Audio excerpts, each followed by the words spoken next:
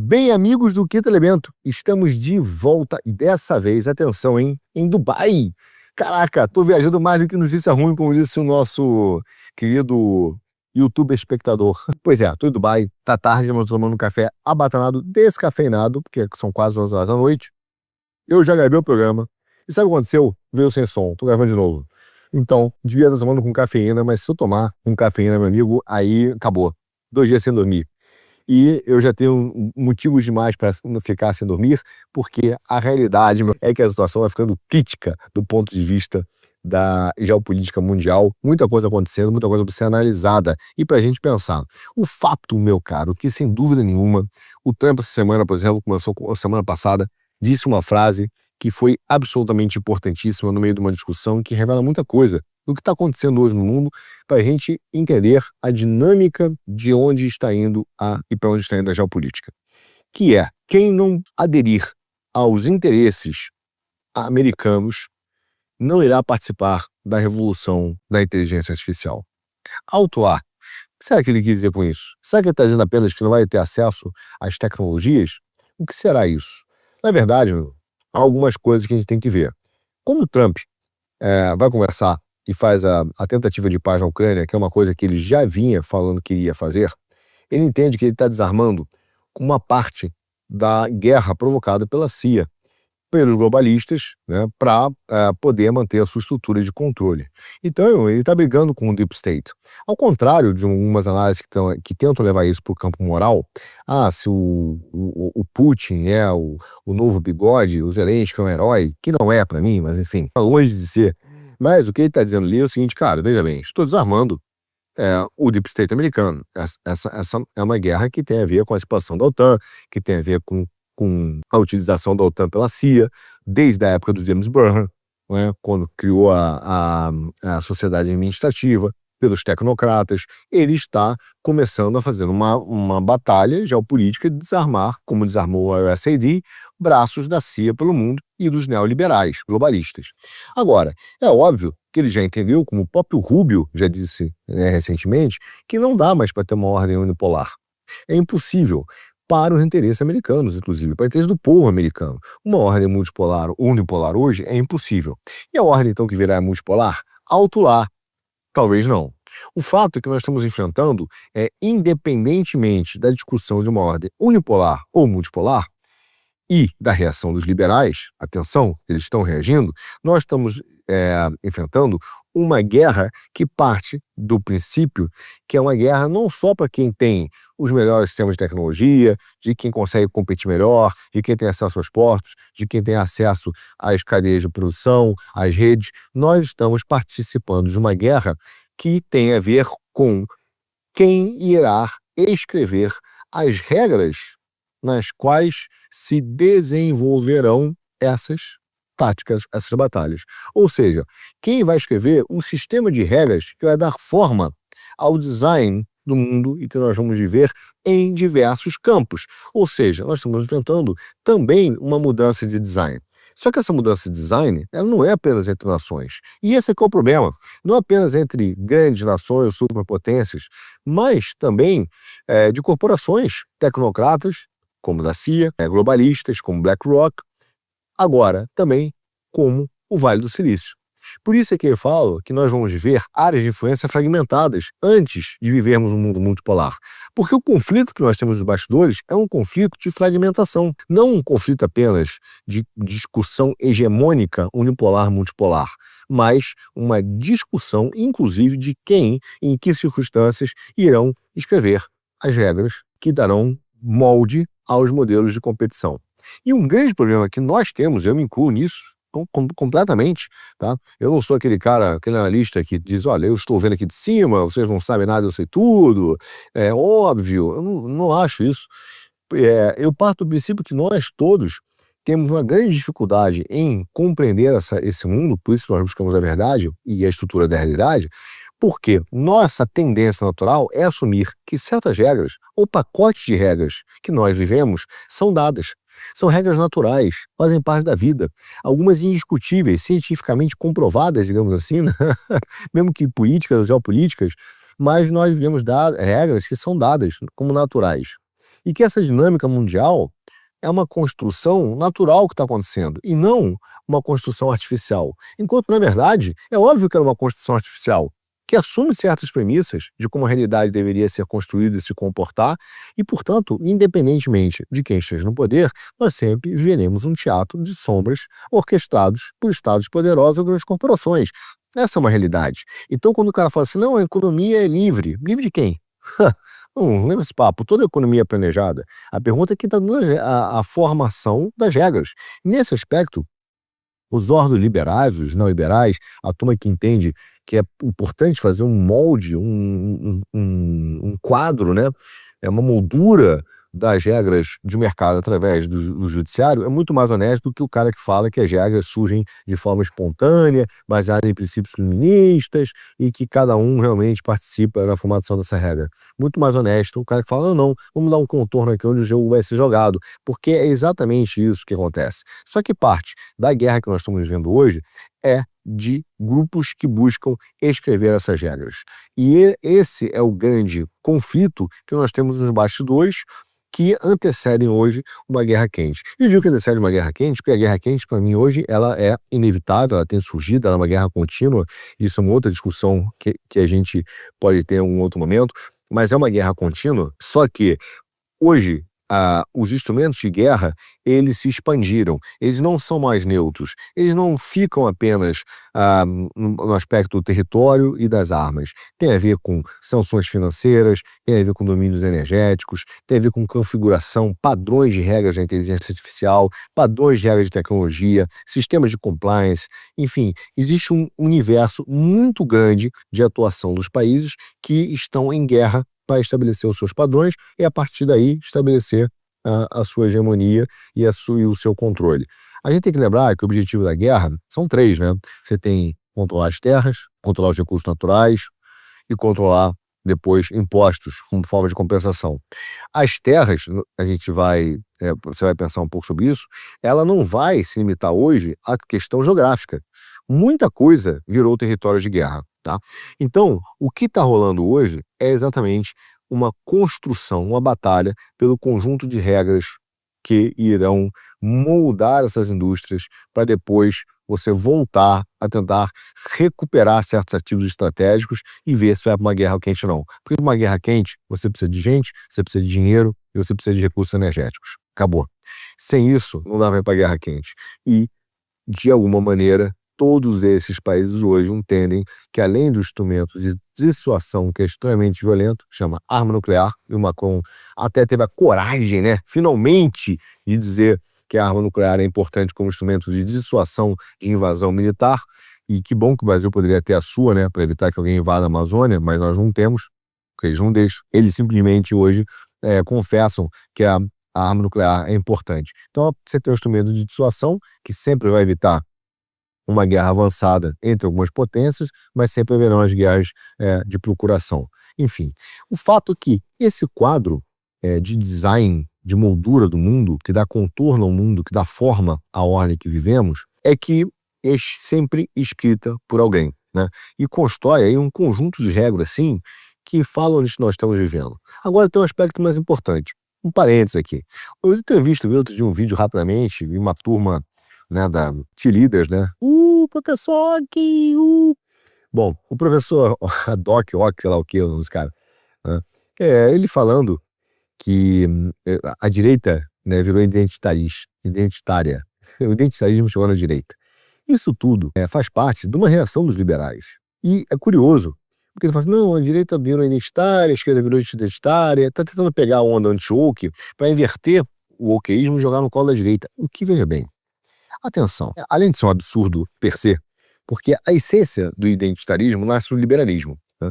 O liberalismo é um erro antropológico, já disse isso várias vezes. É baseado exatamente nos conceitos do liberalismo e do homem, da realização plena das suas vontades e dos seus desejos, em que o liberalismo se funde, né, se nasce do homem atomizado, de todos esses conceitos, e que vai levar inevitavelmente ao identitarismo woke. Então, se o cara está falando de identitarismo, o culpado em essência, é o liberalismo.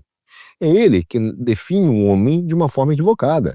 É ele que define o homem e as relações humanas a partir, simplesmente, do capital, né? Da venda de órgãos, da questão financeira, em que se fala de liberdade financeira, como se dinheiro tivesse alma, fosse um ser ontológico, enquanto, na verdade, ele tem uso.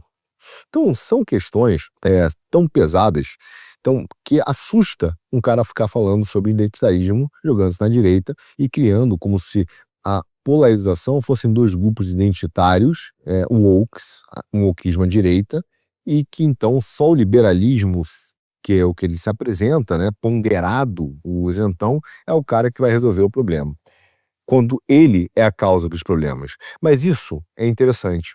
Por que eu parei para fazer esse parênteses? Porque há uma compreensão equivocada da ideologia. A ideologia não é uma discussão de ideias. A ideologia cria papéis. Papéis claros. Então, por exemplo, quando você vê que naturalmente sai um líder sindical, mas já vem um outro líder sindical, ele vem ocupar um espaço deixado para alguém. Mas aquele papel ali é um papel ideológico, ele foi montado por uma ideologia. E aquele surgimento ideológico que cria um papel quase natural para aquela pessoa que é o resultado da ideologia, no sentido de que ela implementa um papel no mundo quase que dado, naturalmente, de ordem corrente. E a função desse cara, desse líder sindical, é lutar contra quem? Contra o liberal. Então, veja, há uma ideologia maior, e é por isso que eu digo que o liberalismo ele anda de mão dada com o socialismo, agarradinho de marxismos, porque um depende do outro. O liberalismo, o marxismo, para poder ter a sua função, precisa enfrentar esse burguês, esse aristocrata, essa classe dominante que é liberal por definição. Então ele precisa enfrentar esse cara aqui. Enquanto esse cara não deixar de existir, a existência desse cara passa a não fazer sentido. Eles andam de mão dadas. Então eles andam de mão dadas porque eles estão debaixo de um chapéu ideológico e criam papéis. Essa é uma visão até do marxista francês, que é o Althusser.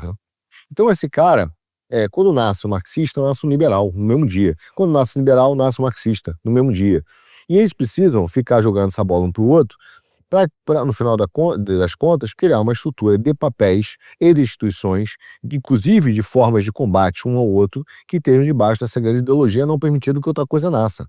E esse é o desespero dos liberais hoje, porque quando você começa a falar de uma direita soberana, de cristianismo soberano, de desenvolvimento de países, isso fere exatamente não mais o pequeno adversário que ele precisa para continuar vivendo. Isso fere a base da sua estrutura ideológica, né? Então, por isso que você vê um cara desse, junto com os seus cheerleaders, vindo correndo e tentando jogar o identitarismo para cima da direita. Assim, numa cara de pau e numa desonestidade intelectual inicial, né? Porque o homem, para o cristão, é feito à imagem e semelhança de Deus. Liberdade para um cristão é seguir as ordens de Deus. Liberdade para um liberal não é seguir as ordens de Deus, né? O homem é livre quando ele é dependente de Deus, para um cristão. Um homem é livre quando ele segue as suas vontades, para um liberal. Entendeu a diferença? Brutal, meu cara. Enfim, o que está falando? Por que eu falei sobre isso? Porque quando a gente está falando de um conjunto de regras, nós estamos falando sobre um conjunto de papéis. Então, as regras não estão fora de nós. Nós estamos dentro, imersos sobre elas, e os papéis estão aí. E esse quadro de regras é extremamente difícil de você perceber, porque nós não estamos vendo de fora. Não estou vendo de cima. Tem caras que se colocam nessa posição, né? Eu vejo de cima, eu estou vendo aqui o alto, o conjunto de regras. Eu não estou vendo do alto. Eu estou vendo um conjunto de regras a partir da inspeção da realidade e da busca da verdade. E essas regras são refletidas em papéis. E esse é o nosso grande ponto hoje. Porque a guerra que existe hoje entre as potências, entre os países e entre grupos globalistas e da República Tecnológica, essa guerra é uma guerra pela supremacia econômica? É uma guerra pela supremacia tecnológica? É uma guerra sobre quem dominará as redes logísticas e as cadeias de produção? Sim. Sobre quem vai dominar os recursos naturais que são importantes para exatamente permitir o sucesso da guerra tecnológica através dos materiais de terras raras ou da energia necessária para desenvolver os data centers? Sim. Mas é também sobre quem determina as regras onde tudo isso se desenrola. Quando a gente fala de superpotência ou superpoder, é exatamente sobre esse ente que é capaz de determinar o conjunto de regras que vão dar forma a um determinado sistema, seja ele global, de comércio, de princípio, de valores, político, tecnológico, não importa. Então, no passado recente, os Estados Unidos, por exemplo, quando a gente falava de unipolar, os Estados Unidos, um grupo nos Estados Unidos, não são os Estados Unidos inteiro, mas um grupo que dominava os Estados Unidos, os globalistas financeiros, davam ordem, davam forma a esse design de regras. Esse design de regras era dado pelos globalistas financeiros neoliberais. Você começou a ter um movimento em que certos países como China e Rússia e até mesmo os Emirados Árabes começaram a ter musculatura financeira, tecnológica, logística para questionar esse conjunto de regras e dar uma nova forma a essa ordem global. Em segundo nível desses países, surgem também até mesmo as repúblicas do Islã, que tentam implantar o seu conjunto de regras baseado na sua percepção religiosa. E, aliás, esse foi um grande mal do iluminismo, tá? Que ele retirou do cristianismo o poder de dar forma, de dar ordem, de dar forma à ordem. Ele retirou.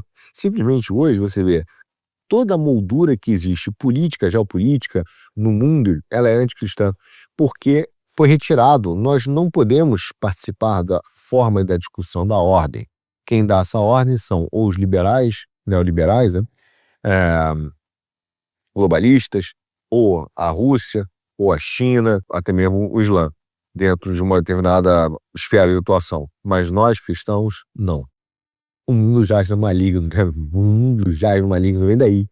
De certa maneira, então, a China e a Rússia, hoje, nessa batalha que está se dando, querem mostrar para o Ocidente que nós não somos o único modelo capaz de desenvolver e controlar, por exemplo, as tecnologias chaves do futuro. Então, toda a competição geopolítica global e a transformação do mundo que a gente vive vem exatamente de uma mudança de paradigma que está sendo causado pela tecnologia. Isso é inevitável. Só que esses países hoje estão olhando isso e estão simplesmente querendo atacar essa ordem para que esse novo paradigma seja dado de acordo com seus interesses.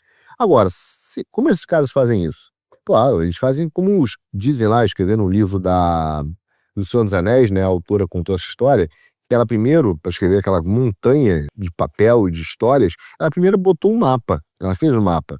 E a partir daí ela fez as narrativas caberem dentro do mapa, as histórias fluírem para dentro do mapa. É exatamente o que hoje a China, a Rússia, de certa forma os Emirados e os Estados Unidos estão fazendo. Tá?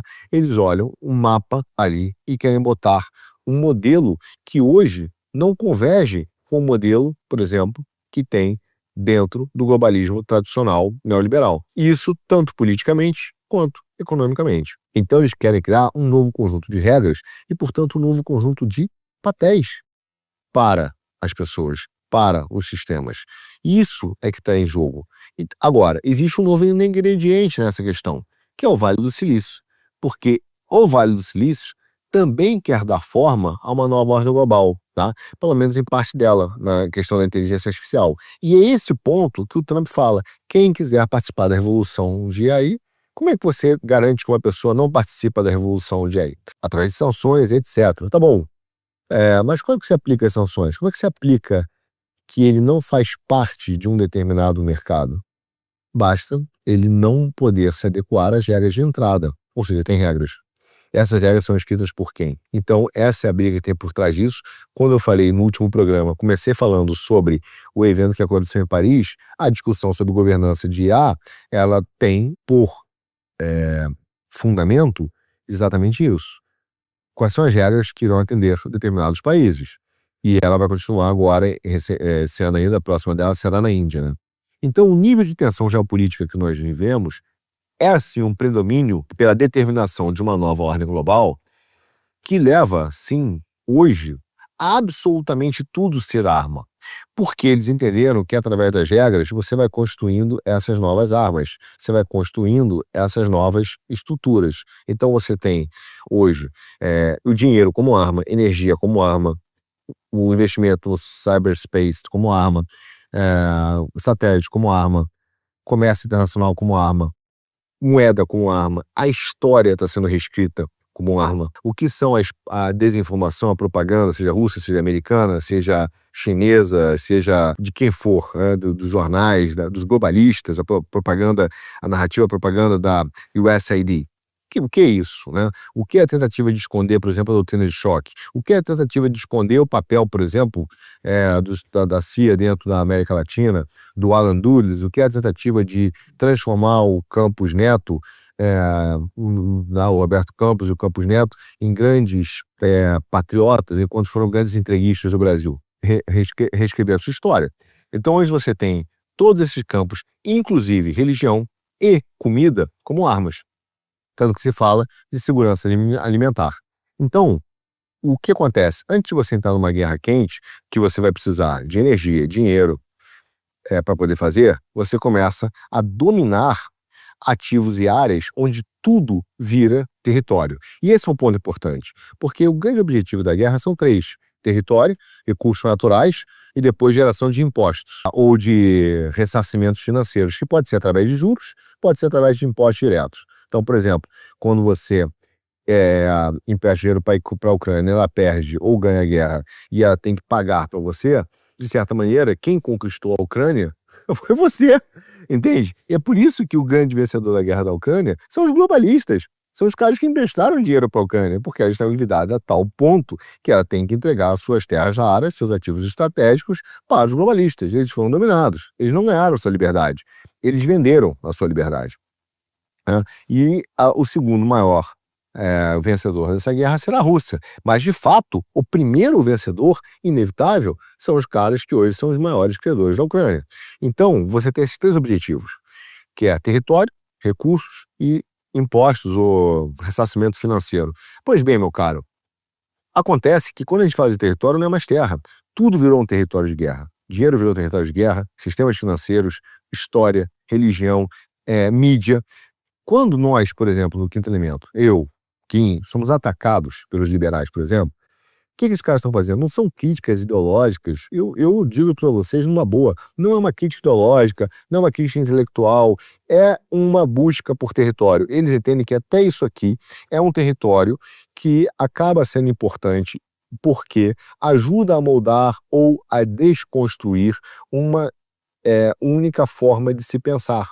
Começa a se mostrar que existe uma coisa além dessa arquitetura que foi montada, que é uma arquitetura que obviamente é fictícia e não dada da realidade.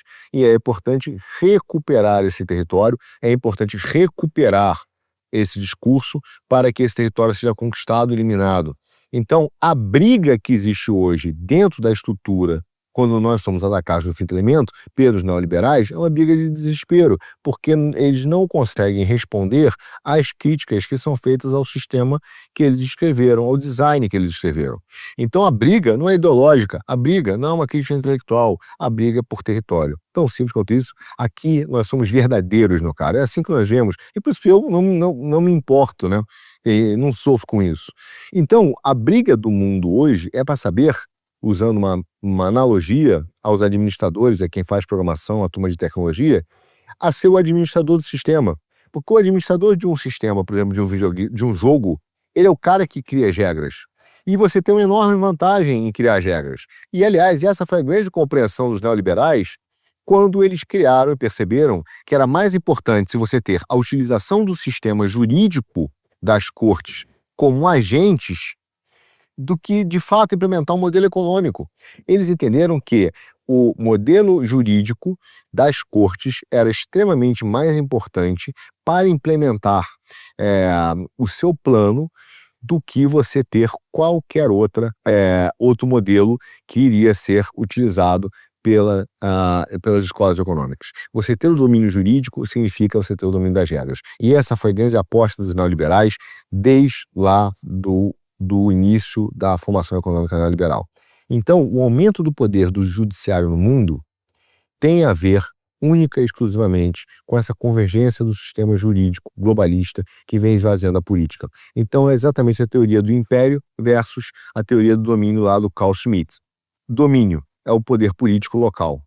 Eles permitem o poder político local como uma forma de organização, mas o império é o poder econômico. Então existe uma constituição global econômica, uma única forma de pensar que é considerada natural. Esses caras são tão bons que eles conseguiram colocar o livre mercado como uma regra natural.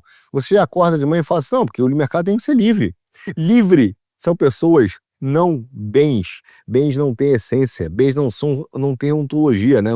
Não são ser, não tem alma. Não são para falar de liberdade. Então, assim, você tem uso para o dinheiro, mas esses caras criaram uma forma de pensar única, em que é quase natural, ideológica mesmo, que aí é a propagação de papéis, como disse o Althusser, que mostram bem isso. Então, eles tentaram criar isso, e isso tem a ver com o domínio do judiciário no mundo. Então, o que nós estamos vendo hoje é o que a Hannah Arendt escreveu no livro Revolution, né? E o Carl Smith no Théorie des Partisans, que é a Guerra Civil Mundial. Nós vemos uma guerra civil mundial, e isso é indiscutível, porque são os homens, são as pessoas contra os homens livres, contra a tentativa de controle de estados globalistas e a tentativa de grupos que hoje são tecnocratas que querem implementar regras, todas elas de cima para baixo, em economias planejadas. E a expressão máxima disso é o cancelamento do status jurídico de determinados indivíduos. Quando Eduardo Bolsonaro, por exemplo, ele é ameaçado de perder o passaporte, é um cancelamento do seu status jurídico, do seu estatuto jurídico, e ele vai virar um ser juridicamente, nesse caso, inominável, inclassificável. Por quê? Porque ele, como parlamentar, não pode chegar aí e simplesmente contar nos Estados Unidos o que está acontecendo no Brasil? Não. Não pode. Na visão da guerra civil mundial, de cancelamento jurídico, não pode. É necessário fazer uma eliminação jurídica, não só dos seus adversários políticos, mas de categorias inteiras de pessoas que não se integrarem nesse sistema determinado. Então, se você é uma dona de casa e começar a criticar ou pegar o seu dinheiro e resolver fazer uma manifestação em frente à Casa Branca, contando o que está acontecendo no Brasil, você irá ter o mesmo fim do Eduardo Bolsonaro, porque a eliminação jurídica tem a ver com a eliminação do estatuto jurídico. Isso faz parte do pensamento liberal que foi implantado no Brasil e no mundo, através da tecnocracia. A gente não pode esquecer que a tecnocracia é, na melhor definição, na definição que eles se dão na revista Technocrat Magazine, que a tecnocracia, escrita em 1930, é a ciência da engenharia social, ou seja, do planejamento. A operação científica de um mecanismo social inteiro, que é para produzir, meu caro, produzir e distribuir bens e serviços a toda a população. É a história do que, tipo, não se preocupe, nós vamos tirar tudo aquilo que você precisa. Mas atenção, o que você precisa não é o que você quer. Então você fala assim, pô, eu quero ter um carro. Não, você tem direito. Pô, eu queria uma Ferrari. Não, você vai ter um Ford Ka, que você precisa. Não, mas eu quero uma Ferrari. Não, aí você não precisa.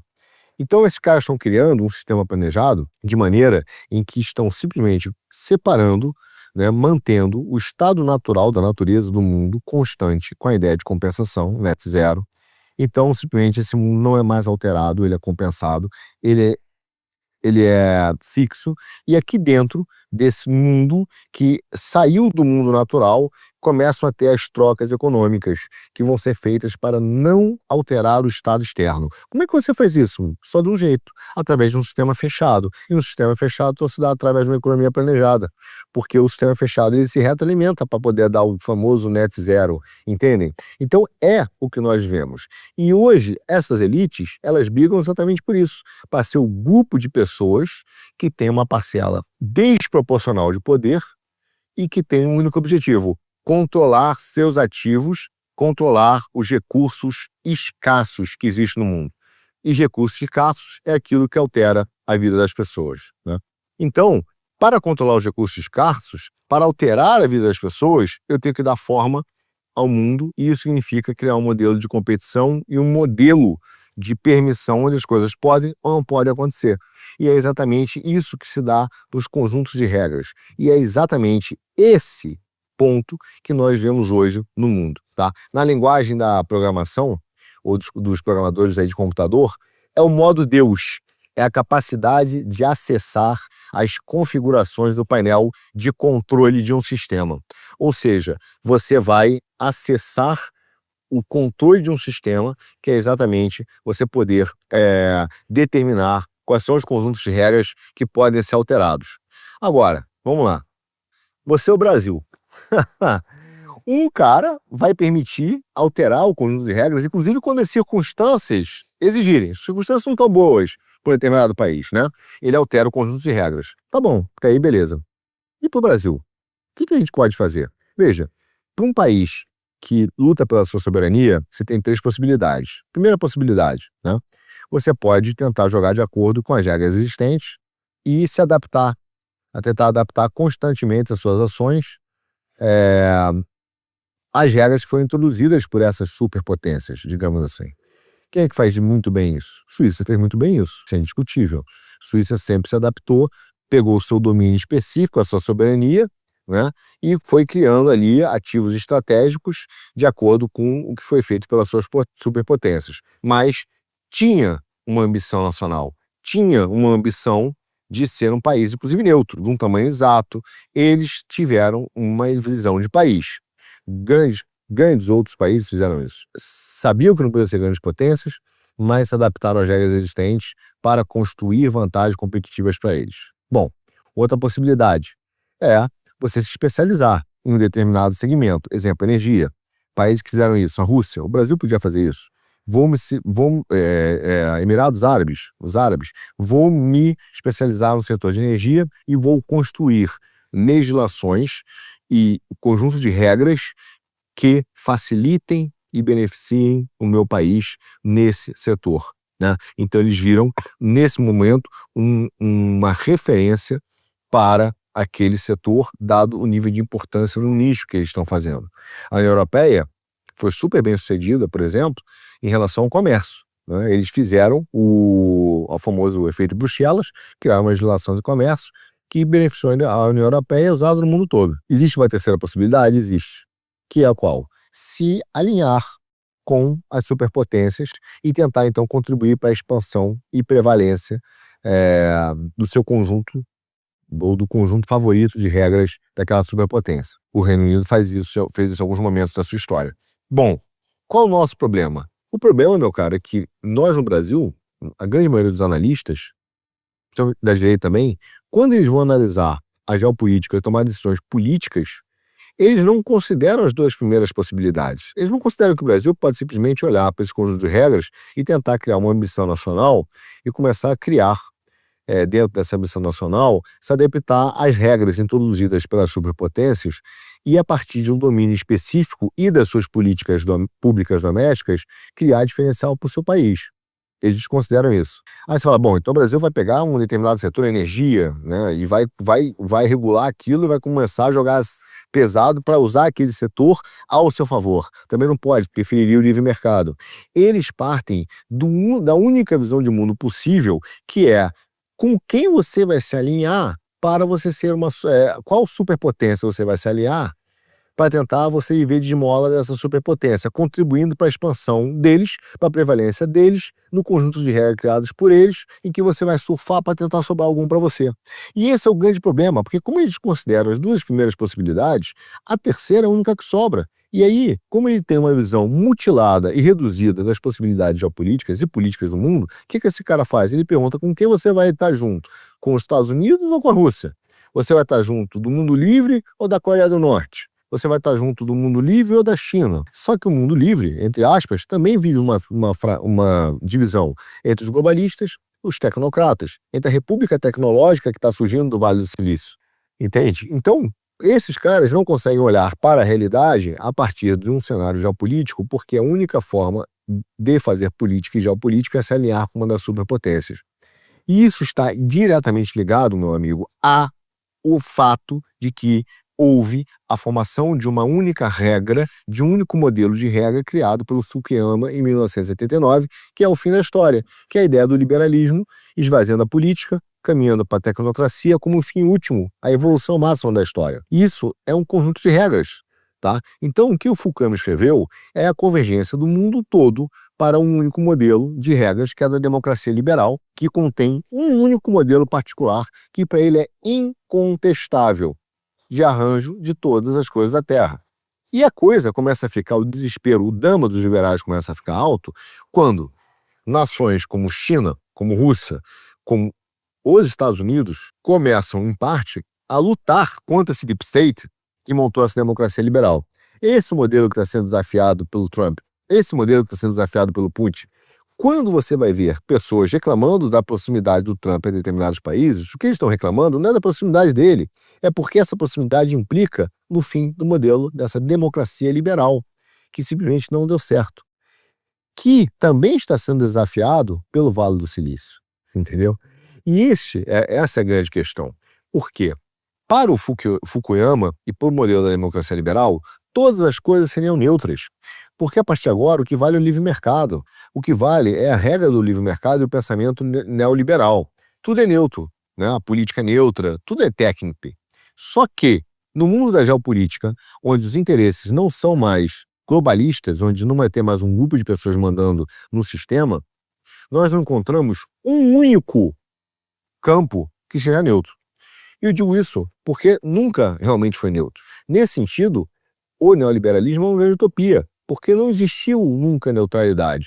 E eu digo, inclusive, não aqui na minha análise é neutra. Eu sou cristão conservador. Se você achar que eu vou incorporar na minha análise a visão do Babalorixá, lá não sei da onde, do Mato Grosso, não vou, porque eu não tenho essa visão. Então, nós não somos neutros. Nós temos uma leitura a partir da nossa cosmovisão da realidade, que hora vai estar certa, hora vai estar errada. E tá tudo bem. E tá tudo bem. Mas é a leitura da cosmovisão em busca da verdade e da realidade, entende? Só que hoje nós temos uma realidade, mundo em que você tem nações tentando construir um mundo a partir de novas regras e da ruptura tecnológica e das rupturas comerciais e dos problemas causados por Bretton Woods, do sistema monetário, das dívidas.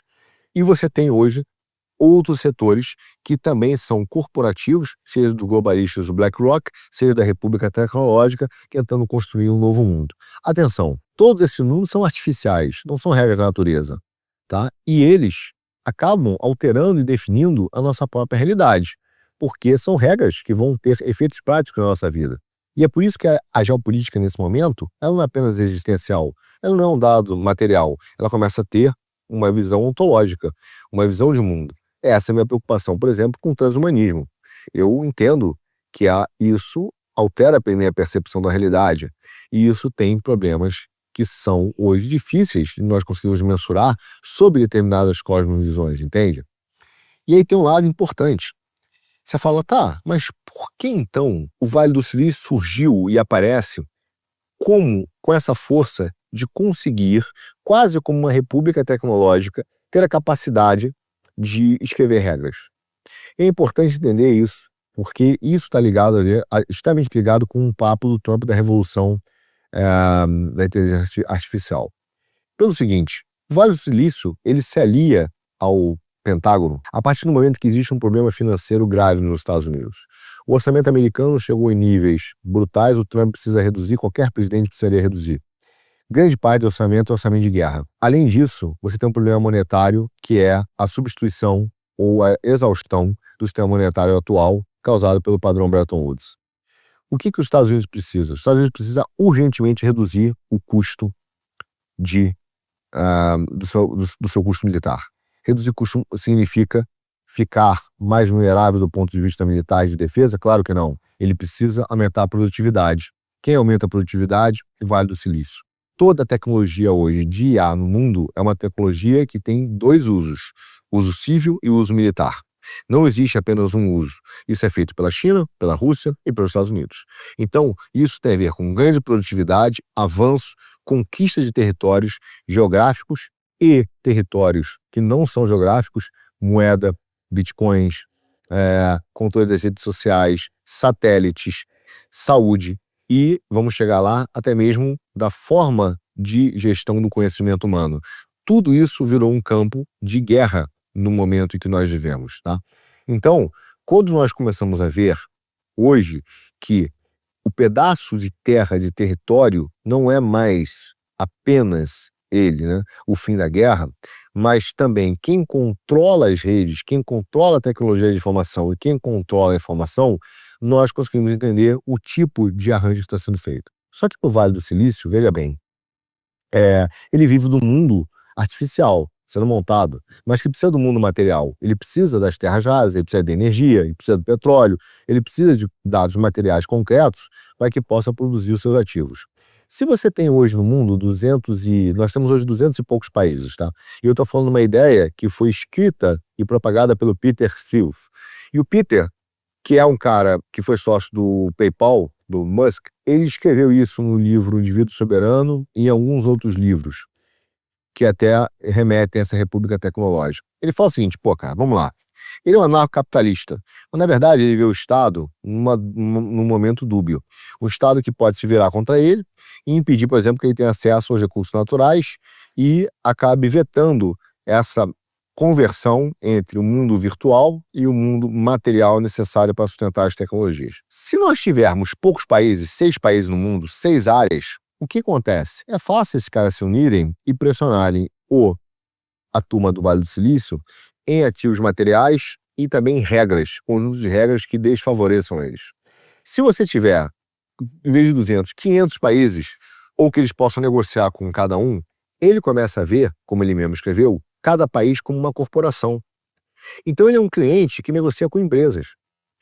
Não só pelo menor preço de imposto, isso é besteira, pelo melhor acesso aos recursos naturais, pelo melhor acesso à tecnologia, pelos seus data centers. Então, o Vale do Silício precisa e gosta de uma sociedade, um mundo fragmentado. Por isso, agora você entende que um dos maiores projetos do Musk é acabar com a União Europeia.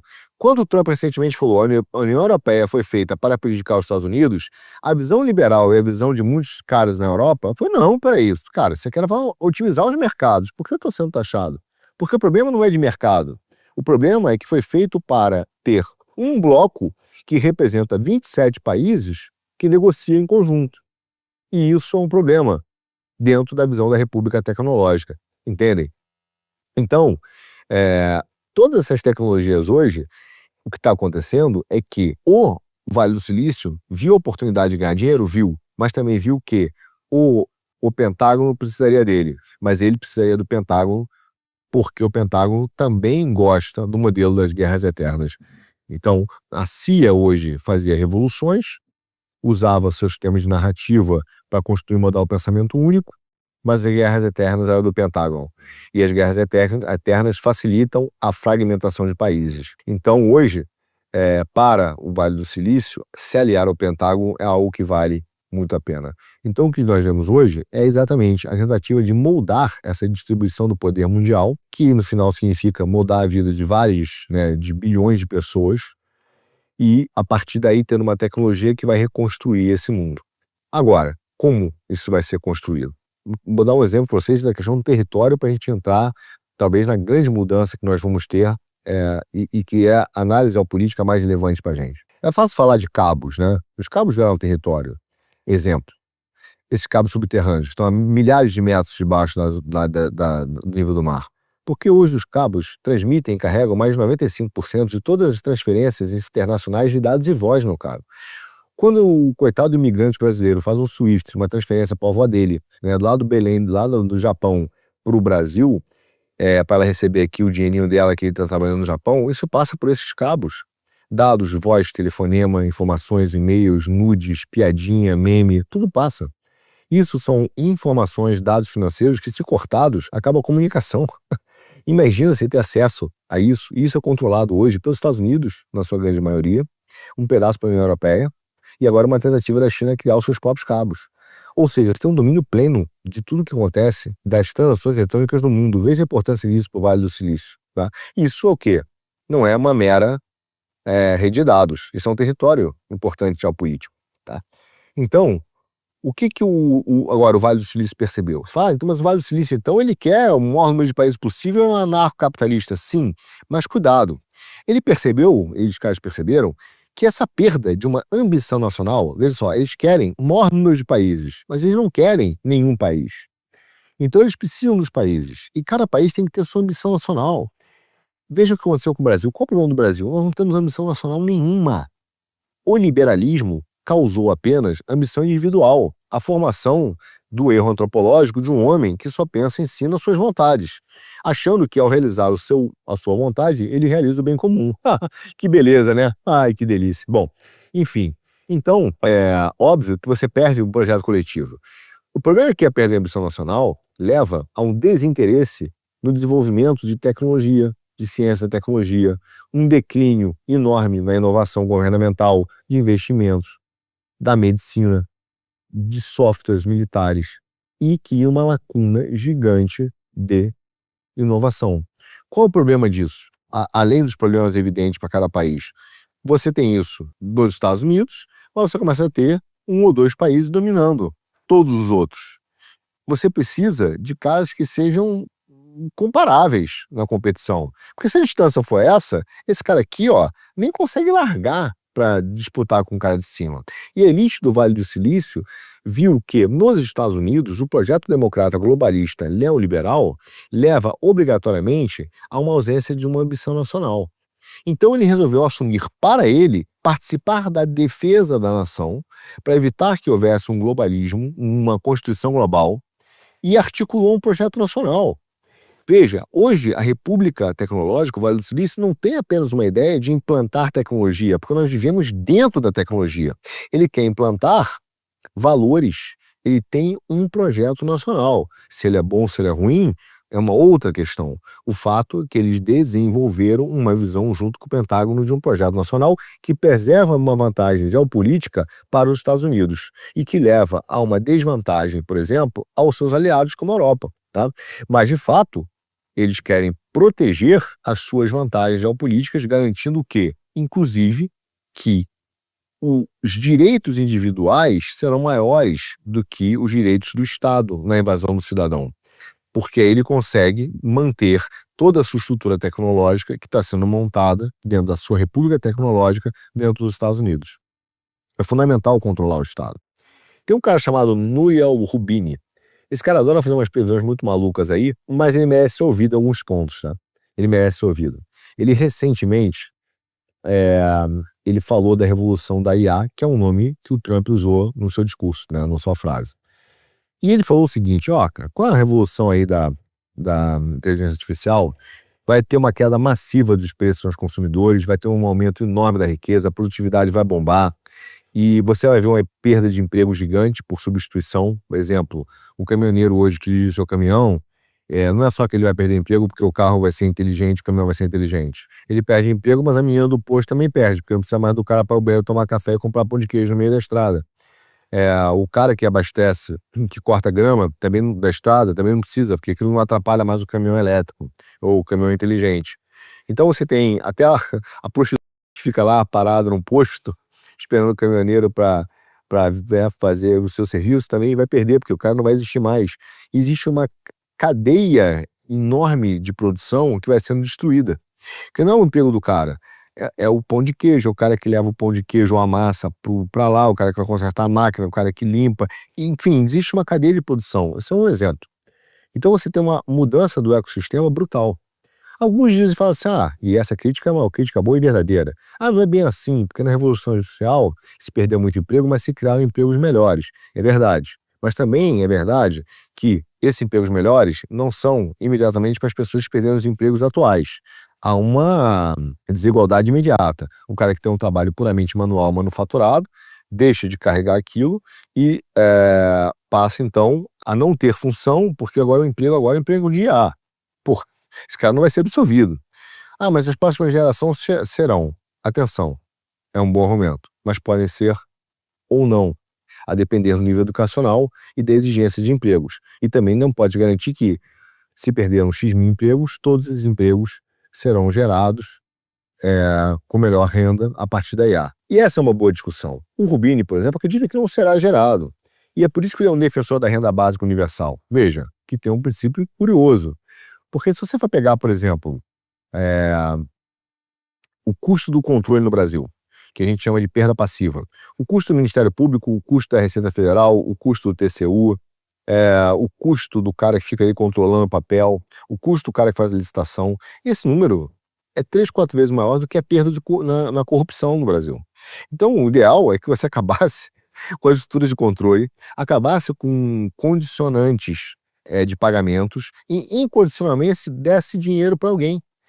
A conta que esses caras fazem é que se eu acabar com as estruturas de controle e acabar com a condição, vou dar tanto para você, cara, não importa se você tem filho ou não tem filho, se é pobre, você ganhar tanto, mínimo, que é sendo a base universal, isso iria substituir a Previdência Social, o seguro-desemprego, os benefícios sociais e toda a estrutura de controle, ia ser mais barato do que o Estado tem hoje.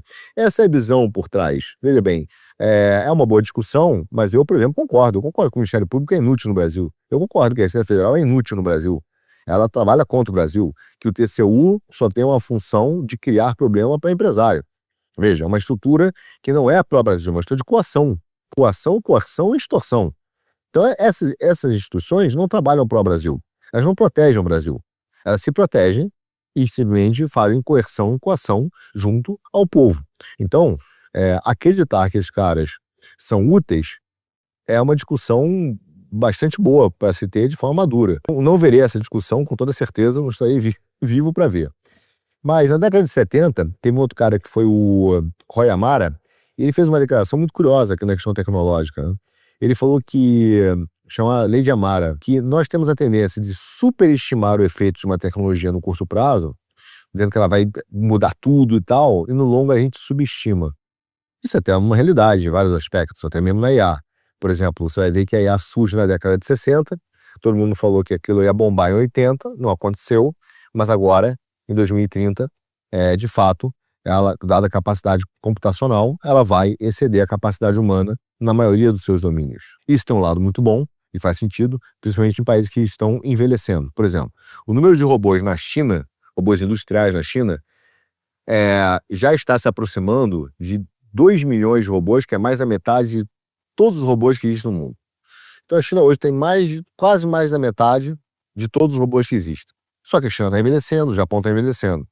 Então os produtores chineses estão desenvolvendo robôs controlados por inteligência artificial por uma variedade de serviços, que é plantar árvore, colher plantações, limpar painel solar, instalar.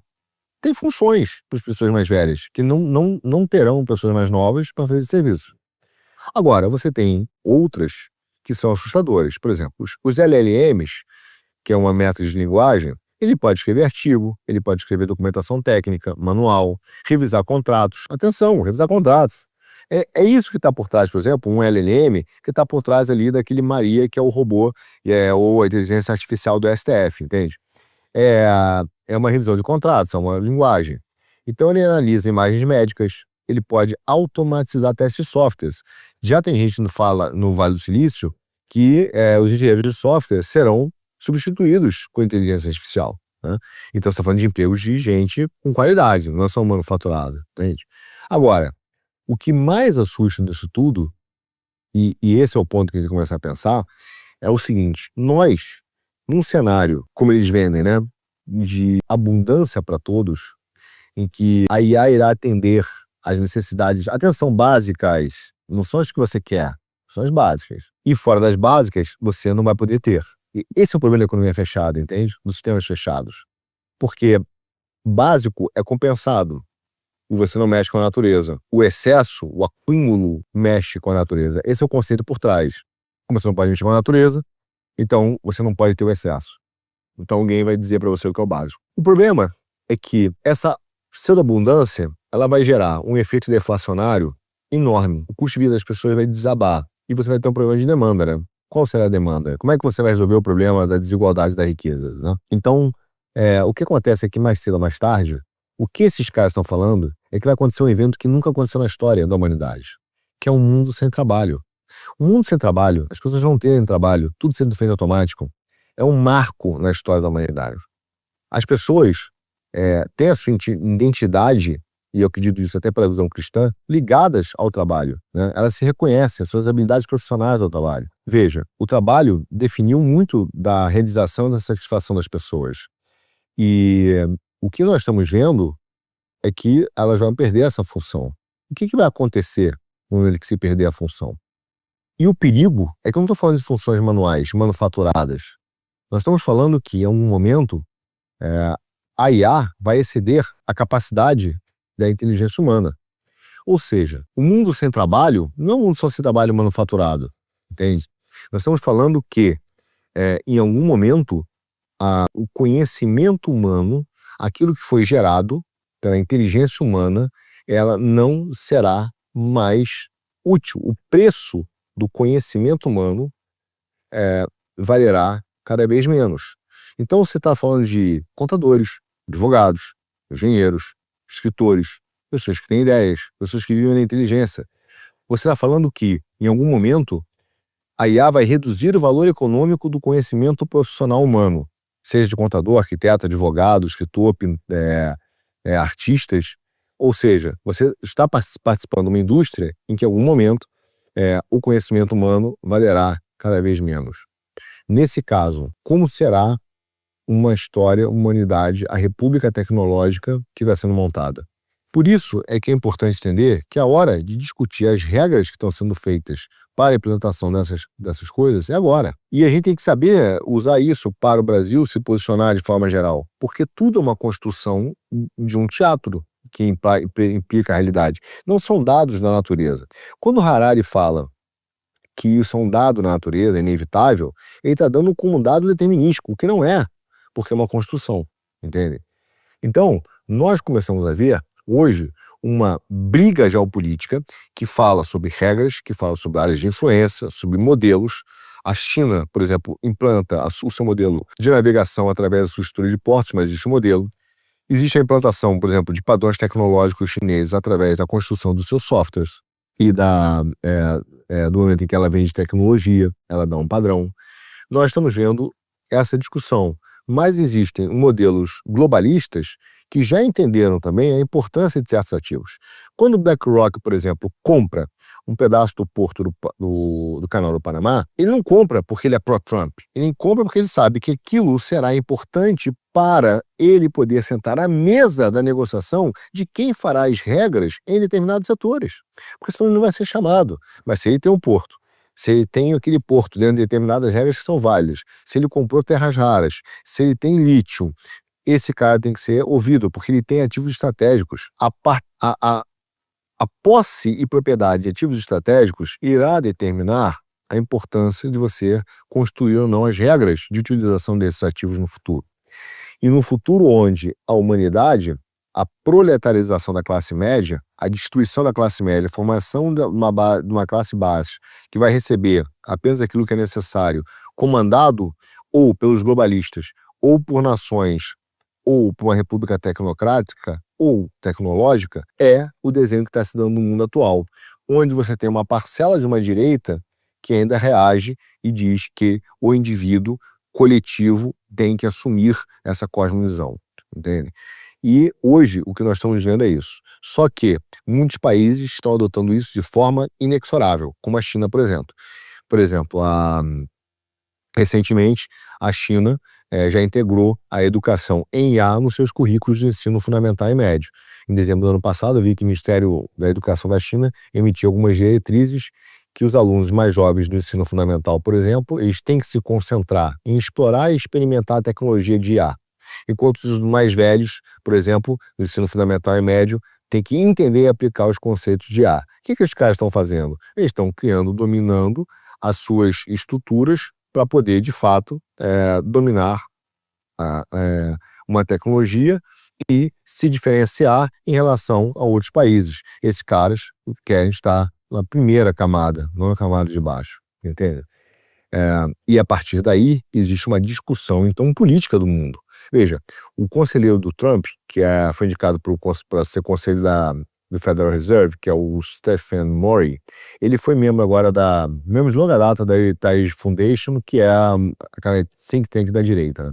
E ele falou francamente, ele falou o seguinte: o capitalismo é muito mais importante que a democracia, meu caro. Eu sou um grande crente na democracia. Eu não sou um grande crente na democracia. Eu sou um grande crente no capitalismo. Entendem? Então ele está dizendo assim, cara, se democracia não existe, nós temos que ter CEOs, em alguns casos, outros autocratas, mas temos que ter um outro modelo político de representação que diga para a gente como nós vamos fazer as regras e disputar esse tipo de coisa. Porque a democracia em si gerou a captura das instituições. Então, nós vamos viver períodos de discussão política, econômica e reconstrução de regras. É isso que está sendo desenhado nessa discussão do Putin com Trump, com a China, com o Japão, com a turma da área de TI e com os globalistas reagindo. Agora, como será isso? Como é que vão ser os modelos dos estados corporativos? Como eles serão fragmentados? Meu amigo, esse é um dos assuntos para um dos nossos, já Economia.